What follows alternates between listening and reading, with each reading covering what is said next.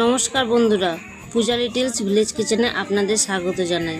আজকের রান্না একেবারে ঘরোয়া স্বাদের, কম উপকরণ দিয়ে তৈরি মজার ভেজা চিড়ের পোলাও, চিড়ের উপমাও বলতে পারো। এখানে আমি পাতলা চিড়েটাকে ভালো করে ধুয়ে নেব 2-3 বার, তারপর ভিজতে দেব। তারপর এখানে টুকরো করে নিয়েছি আলু, গাজর, পেঁয়াজ আর কাঁচা লঙ্কা আর এক টুকরো লেবু আর কারি পাতা। প্রথমে কড়াইয়ে তেল দিয়ে ভালোভাবে বাদামগুলো ভেজে তুলে নেব। তারপর কিছুটা কাঠবাদাম দিয়েও তুলে নেব, খেতে অবশ্যই খুব ভালো লাগে মুখে পড়লে। তারপর একে একে সবজিগুলো ভেজে তুলে নেব। গাজরও আমি এখানে ভেজে নিচ্ছি। তারপর কিছুটা কড়াইয়ে তেল দিয়ে এর মধ্যে সর্ষে ফোড়ন দিয়ে দেবো, তারপর কারি পাতাও দিয়ে দেবো। এরপর কুচনো লঙ্কাগুলো দিয়ে দিচ্ছি।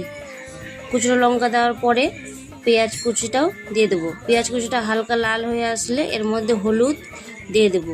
তারপর ভিজিয়ে রাখা চিড়াটাও দিয়ে দেবো। এটা আপনারা ঝরঝরেও করতে পারেন, অবশ্য মাখা মাখাও করতে পারেন। এরপর আমি কিছুটা লবণ দিয়ে দিয়েছি আর এখানে ভেজে রাখা সব উপকরণ দিয়ে ভালোভাবে নেড়ে নেব। তারপর আমি চিনি দিয়েছিলাম, কিন্তু চিনিটা তোলা হয়নি ভিডিওতে। সবশেষে লেবু দিয়ে দিয়েছি। দেখুন কি সুন্দর ভেজা ভেজা হয়েছে।